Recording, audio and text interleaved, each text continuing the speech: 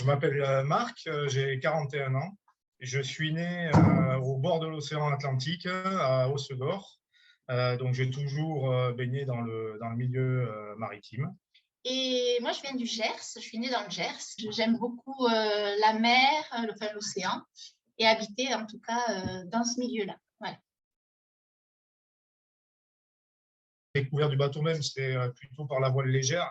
Et ensuite, pour le voilier habitable, ça a été un petit peu plus sur le tard. Moi, mes premières expériences en bateau, c'était quand j'étais ado. J'ai été invitée 2 fois, donc on a fait les Baléares une première fois, sur 15 jours, 3 semaines, et une deuxième fois, on a fait les îles grecques. On avait vraiment gardé un très bon souvenir. Avant de partir, on a fait moi j'ai fait une formation avec Marc sur le bassin d'Arcachon. Et puis après, l'idée, c'était surtout de me former au cours du voyage. Comment est-ce que tout a commencé, a été semé, et qu'est-ce qui vous a amené finalement à partir en voilier? Au départ, c'était vraiment l'envie de voyager. Marc, quand même, avait envie de vivre une expérience en bateau. Il y a pas mal de coins qu'on voulait visiter qui étaient plus accessibles en bateau. On est parti là-dessus. Et après, mon attirance pour la mer, c'est vrai que moi, je me dirigeais plus vers le bateau, oui, quand même. Et pour préciser, vous avez 3 enfants, effectivement. Il y a Ganaël qui a 14 ans, l'aîné, Romane, la deuxième, qui a 11 ans et demi, et le dernier qui a 6 ans et demi, Timothée. À quel moment est-ce que vous les avez embarqués sur le projet? Dès le départ, moins de 2 ans avant de partir. Hein. Donc, les 2 garçons, ça a été plutôt facile. Pour Roman, ça a été peut-être un peu plus mitigé au début. Ils ont toujours été très positifs et ils le sont restés tout au long de l'aventure. Ils n'ont même pas vu le bateau, c'est-à-dire que quand on est parti, on les a amenés sur le bateau et en suivant, on est parti. Est-ce que dans votre préparation, vous aviez prévu des choses? Parlez-moi un peu de cette préparation-là jusqu'au moment où vous arrivez sur le bateau.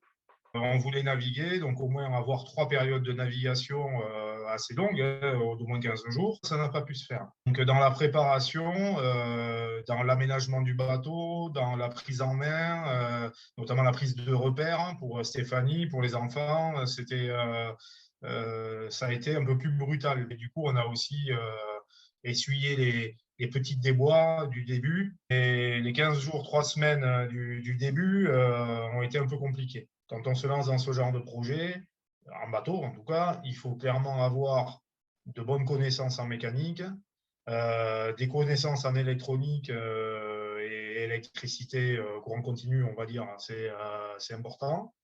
Et formation de premier secours aussi.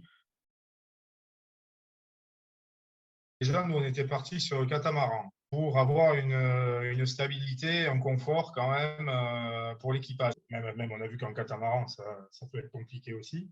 On est allé au Salon de la Grande Motte pour aller à La Rochelle voir le bateau d'un particulier. Et on est tombé sur une annonce en Espagne d'un bateau qui rentrait dans notre budget. Il faut savoir qu'au départ, dans le début de notre projet, on pensait partir des Antilles, d'acheter le bateau aux Antilles. On nous l'a déconseillé, donc des professionnels nous l'ont déconseillé. On avait fait un parcours, on voulait faire le sud de la France, ensuite faire la Corse, la Sardaigne, les Baléares, rejoindre les Canaries, et ensuite on voulait traverser au mois de décembre pour aller sur les Antilles. Et on a appris très vite qu'il y avait le plan A, le plan B, le plan C.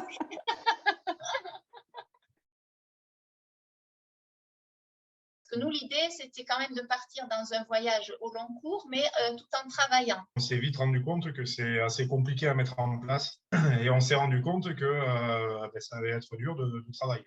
Dès le premier mois, on a eu des problèmes techniques, alors pas énormes, mais bon, qui nous ont de suite ralenti. Au fur et à mesure qu'on avançait aussi, la caisse de bord a franchement diminué. La conjoncture Covid aux Antilles, qui n'était pas stabilisée encore. Les enfants ont eu du mal à se mariniser. Et puis aussi les aléas météo qui finalement te privent de cette liberté qu'on pensait gagner en bateau. Voilà. Et après, on s'est aussi rendu compte que de tout concilier, c'est-à-dire les enfants, donc l'école le matin, après ils sont désœuvrés, il faut les occuper, enfin voilà. On s'est dit là, ça va être quand même assez compliqué de tout, De faire un business à côté. de tout faire et tout en essayant aussi de se reposer aussi parce qu'en fait, sinon, on est tout le temps en action, quoi. Et on a arrêté notre voyage à Madère. Hein. Bon, comme Stéphanie est enseignante du premier degré, elle sait ce qu'elle fait. On a acheté des manuels pour qui suivent le programme de toutes les matières avec des compléments. Donc, on avait beaucoup de support quand même. Ouais. Pour Timothée, comme en fait j'étais sa maîtresse, ça a été parfait. Hein. Romane, qui est une enfant qui est très autonome dans ses apprentissages, en fait, elle a fait le programme de 6e et elle a complété par le programme de 5e en approfondissant les compétences de 6e qu'elle avait vues. Ganaël, lui, c'est un enfant qui demande beaucoup d'attention, en fait. Il faut vraiment être à côté pour être sûr qu'il fasse les choses bien. Il faut vraiment se tenir à faire l'école tous les jours et à avoir une méthodologie assez stricte.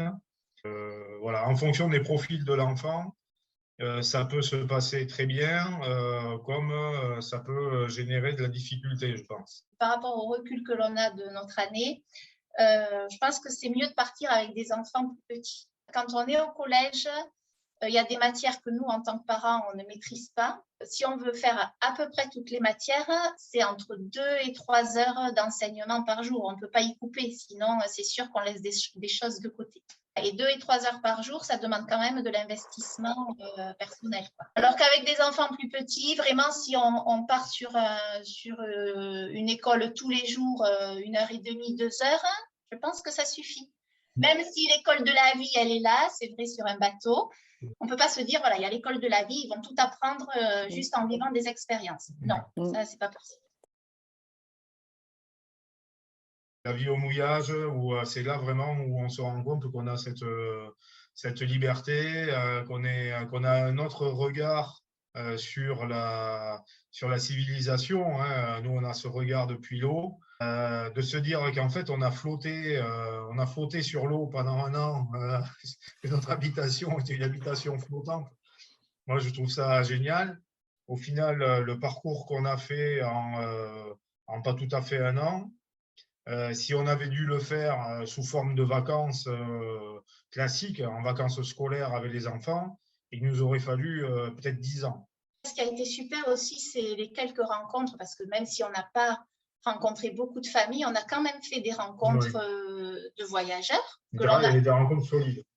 Voilà, de gens avec qui on a pu passer 15 jours et partager beaucoup de choses, et avec qui on reste en relation, du coup. Ça, c'était super. Si c'était à refaire, on le ferait peut-être différemment. Oui. Il faut prendre le temps de préparer quand même le bateau correctement. Je pense que quand on a une idée en tête, bon, même s'il faut écouter les conseils des uns et des autres, je pense qu'il faut quand même rester sur ce que l'on a envie dès le départ. C'est vraiment une expérience de vie et puis c'était un rêve que l'on avait. Donc, on l'avait devant nous, maintenant on l'a derrière, on va pouvoir aller vers autre chose. En bateau, tu prends conscience qu'il faut vivre au jour le jour, prendre les choses comme elles sont, comme elles arrivent. C'est-à-dire que tu oublies les projets à long terme, etc. C'est vraiment une leçon en fait de vie. Et ça, une fois que tu rentres, il faut s'appliquer à le faire sur Terre aussi, quoi. Moi, j'ai eu un contre-coup en rentrant et je l'ai encore. Sur le bateau, il y avait un autre stress parce que bon, c'est le bateau, mais ce côté calme et ce côté où on ne fait pas des projets comme ça à long terme, où on vit au jour le jour, ça fait vraiment du bien. Ça. Quand on vit sur le bateau, on doit se remettre en question et revoir ses plans rapidement. On avait bien mûri notre projet, on l'a fait. Il a été plus court que prévu parce que voilà, on s'est remis en cause en réadaptant notre priorité. Il faut toujours être voilà, savoir changer de pied pour se remettre sur le chemin que nous on veut vraiment. Et en bateau, ça se fait peut-être, sur ce genre de voyage, ça se fait peut-être plus rapidement que la normale. Oui. On a vraiment apprécié d'être en suspens en fait. Oui. En vivant sur le bateau, on avait l'impression d'être comme un satellite. On ne regardait pas les infos, c'était un moment vraiment suspendu. Et ça, c'est vraiment agréable. Tout n'est pas blanc dans le voyage et tout n'est pas noir quand on revient, heureusement. S'il y a d'autres familles qui disent qu'on a envie de partir, qu'est-ce que vous leur diriez? Alors, de le faire, déjà. Voilà, s'ils veulent partir, il faut partir, il faut se lancer. Financièrement, prévoir quand même une bonne assiette, hein, voilà, si on ne veut pas devoir écourter son voyage à cause de ça, c'est dommage. Et pour ceux qui veulent vraiment partir en bateau, ne pas avoir trop grand au final. Après, moi, je pense qu'il faut prévoir les choses essentielles, c'est-à-dire, comme on a dit tout à l'heure, la formation médicale, savoir se débrouiller d'un point de vue technique sur un bateau. Et en même temps, pas trop prévoir, parce qu'il faut savoir que de toute façon, ça ne se passera jamais comme on a prévu. Dans le voyage en bateau, on ne maîtrise pas beaucoup de choses, donc il faut déjà à la base accepter ça, qu'on ne pourra pas tout maîtriser. J'ai adoré faire cette expérience, de faire l'école sur le bateau à distance, et de faire ce rythme, donc de travailler le matin, que le matin. Je trouvais ça vraiment pas mal. Moi, ce que j'aimais bien, c'était à chaque fois visiter différents endroits et tout ça que je ne connaissais pas. J'ai appris la patience. C'est vrai que moi, j'ai trouvé les enfants très positifs, même parfois plus que nous, les adultes, ou parfois, tu vois, nous, on n'avait pas le moral et c'était eux qui nous disaient, bon, même non, qui nous reboostaient en fait. Moi, je les ai trouvés hyper positifs et puis patients, parce que c'est vrai que parfois les traversées, c'est long. Ils ont cette spontanéité et ce recul sur les choses que nous, parfois, on n'est plus comme ça, quoi. Parfois, ils nous ont donné des leçons, quoi. Après, c'est une vie de liberté pour les enfants, voilà. Pas trop de contraintes, ils apprécient toujours. Hein. Bon, un grand merci pour nous ouvrir la porte de votre histoire et d'avoir partagé tout ça.